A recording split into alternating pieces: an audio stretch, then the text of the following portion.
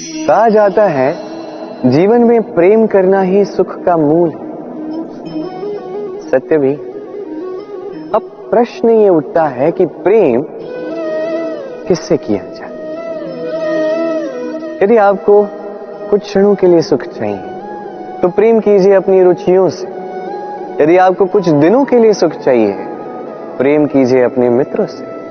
यदि आपको कुछ महीनों के लिए, कुछ वर्षों के लिए या अनेक वर्षों के लिए सुख चाहिए तो प्रेम कीजिए अपने परिवार से, माता पिता, अपनी संतान, पति पत्नी, अपने संबंधियों से।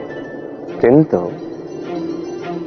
यदि आपको सदा सदा के लिए सुखी रहना है तो प्रेम करना होगा केवल अपने कर्मों से, क्योंकि संबंध चाहे जैसा भी हो कभी ना कभी टूटता ही है।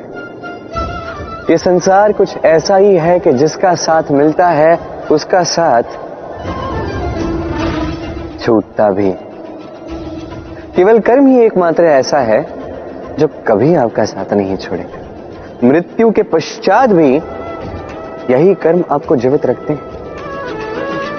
इसलिए सदैव स्मरण रखिए, ये कर्म धर्म समझकर निभाइए। जीवन के अंतिम क्षण तक कर्म से प्रेम कीजिए, जीवन के अंतिम क्षण तक सुखी रहिए।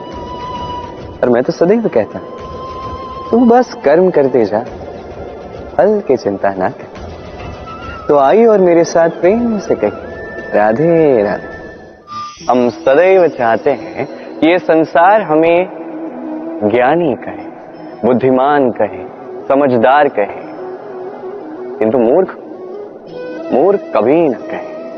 मूर्ख इस शब्द से सभी कतराते, दूर भागते हैं, किंतु एक सत्य से सभी अनजान हैं। मूर्ख बनना बुद्धिमान बनने की ओर पहला कदम होता है। आप बड़े से बड़े दिग्गज ज्ञानी के साथ बैठ जाइए, कितनी भी बातें कर लीजिए, कितना भी ज्ञान बांट लीजिए, अनुभव मूर्ख बनने के पश्चात ही प्राप्त होता है कि नहीं? मूर्ख बनने के पश्चात आपको यह समझ में आता है कि क्या नहीं करना चाहिए। ज्ञानी आपको यह बताते हैं कि क्या करना चाहिए, और इस संसार में क्या करना चाहिए से कहीं बड़ा ज्ञान होता है कि क्या नहीं करना चाहिए। इसलिए सदैव स्मरण रखिएगा, आपसे हुई कुछ भूलें, आपको कोई मूर्ख बना जाता है, आपके साथ छल कपट करता है, तो कोई बात नहीं, ये अंत में आपको और बुद्धिमान ही बनाएगा। इस समय सकारात्मक रहिए, ये संसार आपको ज्ञान ही अवश्य कहेगा। राधे राधे। क्या आपने कभी किसी उपवन को संजोते हुए माली को देखा है?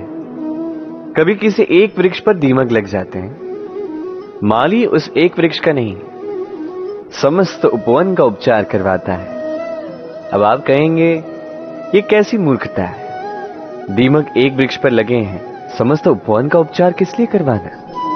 अरे परिश्रम बचा सकते थे।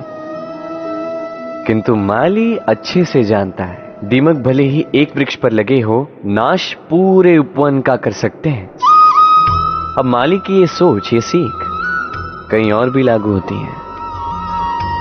इस संसार में हम केवल अपने परिवार के विषय में सोचते हैं, उनका ध्यान रखते हैं, प्रयास करते हैं कि वो संपन्न रहे, सुखी रहे, और उसी समय इस समाज के कुछ विरोधी तत्व इस समाज को खा जाते हैं, इसे नष्ट कर जाते हैं, और हमारा ध्यान केवल अपने परिवार पर। इसलिए जब बात आती है राष्ट्र की, देश की, तो उसके लिए भी निर्णय लेना होगा, उसके लिए भी त्याग करना होगा।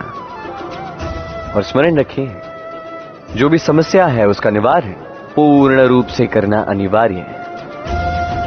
इस संसार में हर एक व्यक्ति जो अपने परिवार का भी ध्यान रखेगा, समाज का भी ध्यान रखेगा, और उचित रूप से इस देश का भी ध्यान रखेगा, तभी ये देश संपन्न कहलाएगा। तो आप भी उचित प्रयास कीजिए और मेरे साथ प्रेम से कहिए, राधे राधे। क्या आपने कभी जल को अपनी मुट्ठी में बंद रखने का प्रयास किया है?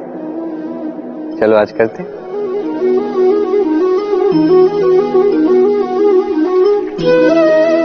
यदि आप मुट्ठी को कस के बंद करते हैं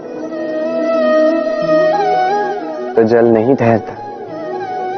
यदि आप उसे ऐसे ही बहने दें तो वो अपना मार्ग स्वयं बनाएगा और आपकी हथेली पर भी रुकेगा।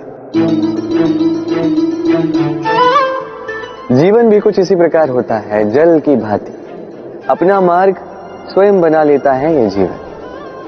हर एक समस्या का समाधान स्वयं बता देता है ये जीवन। इसलिए जीवन में जब भी परिस्थितियां हमारे अनुकूल ना हो, हमें समझ ही ना आ रहा हो, कुछ भी हमारे वश में ना हो, तो हम हताश हो जाते हैं, निराश हो जाते हैं। और यही तो नहीं करना है।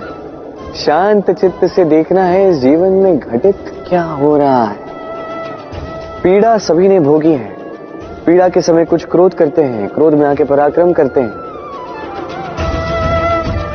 यही तो नहीं करना है। शांत चित्त से बस वो समझना है जो ये जीवन हमें सिखाना चाहता है। जीवन सब सिखाएगा, बस स्मरण रखिएगा